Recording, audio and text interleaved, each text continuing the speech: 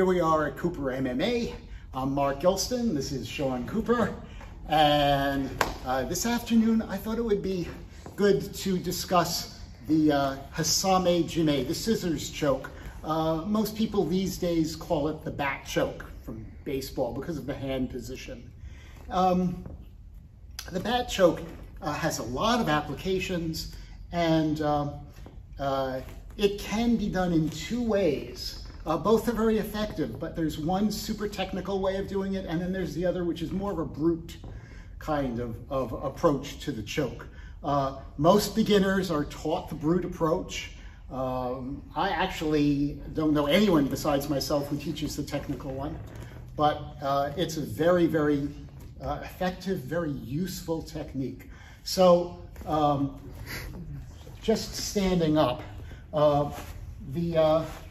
the concept of the choke is you have one hand palm up, you have the other hand palm down, and you're going to cross, and ideally this elbow goes on top of that elbow. I have terrible shoulders, I can't do that. So I cross underneath. But that's how you finish the choke. Now, the brute way of doing this, which is usually taught, is get this hand as deep as you possibly can. And then get this hand, and I want my thumb to touch my pinky inside. All right? And then I'm here, and then you can see already his neck is very cramped. So if you want to close up on this, see the pinky here and the thumb are touching. And I'm curling my wrists, and now I'm going to turn sideways and bring my elbows together.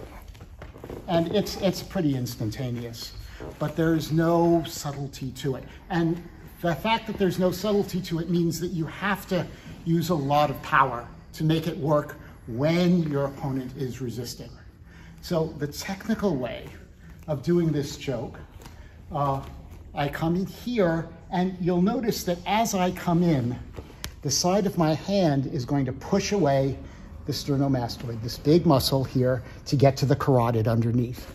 So I come in and here, and already I'm curling my fingers, and Sean already feels it. Super tight, no space.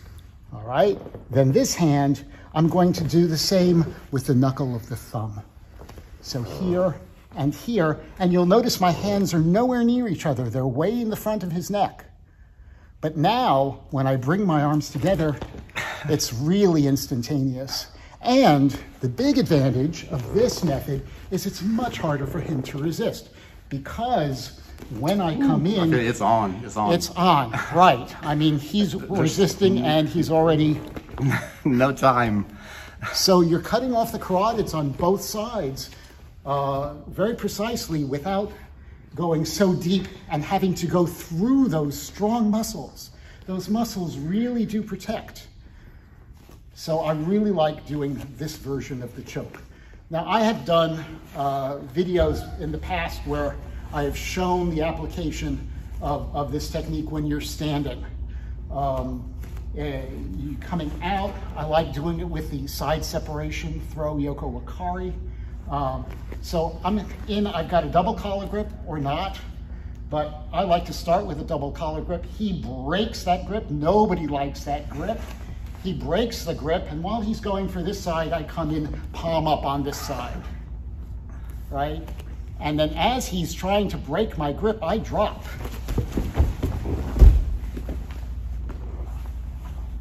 So that's a nice application. Not so useful in BJJ. It's more of a judo kind of application, but it's still useful. And a lot of times in BJJ, when we're up at the beginning, if we're starting from standing, we'll be going around, and I just get it. That grip, as soon as I get that underhand grip, I'm there. He's continuing to fight, to move me around, and I just turn, and I get that nice tap. So if you like the collar grips, these high collar grips, you can play around with this. And the idea is just when he's distracted, you just switch to the underhand, to the palm up. Once you're palm up, you are gold. I don't even need to start with anything on this side. Here, because I have this palm up, I can take a low collar grip and finish. So this is all I need. I don't care what he's doing. He's attacking me. He's doing something, right? He's not just passive here. I just grab and finish. So it's a really nice application. I like that. All right, so usually you end up getting a back choke when you're on top, and there are a couple of very typical applications. Knee on belly is certainly the most common.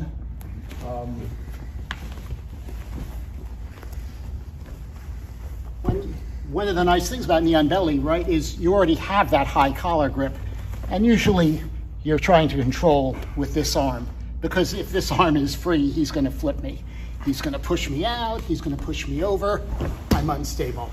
So for a good knee on belly, I have to have this arm controlled.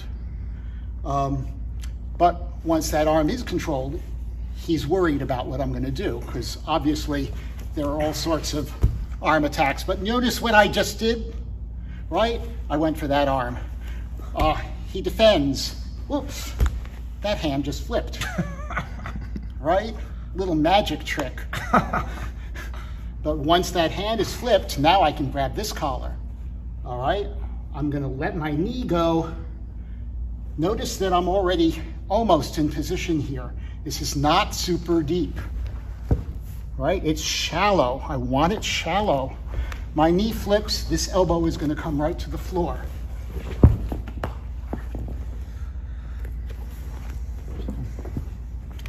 If I try and do it with that super deep grip that we've talked about, I'm gonna have to go all the way, my feet are gonna have to go all the way up to his head before he taps. That's a lot of extra work. I don't want to do that much work. I'm an old man. So again, starting here, attack the arm. Make him worry about the arm. That gives me that flip. Now my palm is up. I'm ready to do that back choke. He's going to push. I don't care what he does. Maybe he even pushes me backwards. The position doesn't matter, right? Once I've got this, all I have to do is bring my elbow across. Okay. Very good.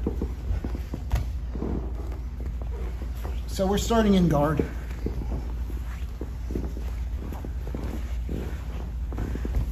Okay, having a hard time, whatever I'm trying to get my hip around, all the things that one does in guard. Once again, I'm trying to get, I really like to get this. This is what I want in guard, but he's not having it, right? He's gonna push me away. But notice when I curl under how my palm goes up. So that puts me in the right position.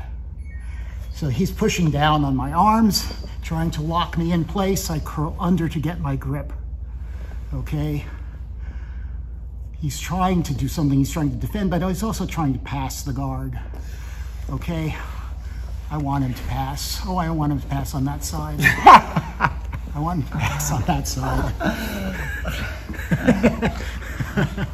Oh no, he's passing my guard. So again, it all comes out of that reversed grip on the collar, right? He's blocking me. He's blocking me. Here's my grip. I got it. Oh, he's passing. He's passing. He's tapping. That's good. All right. Those are the most common applications. Do you have anything to add? Man, those are great. It's perfect. Okay. Awesome. All right. So Hasami Jime, scissor choke, and these days people call it back choke. So, Awesome. If you've enjoyed the video, please click like and subscribe to our channel, Seryoku Zenyo, meaning maximum efficiency. If you click on the bell, you can get the videos as soon as they are posted. Thank you, Sean. Thanks, Mark.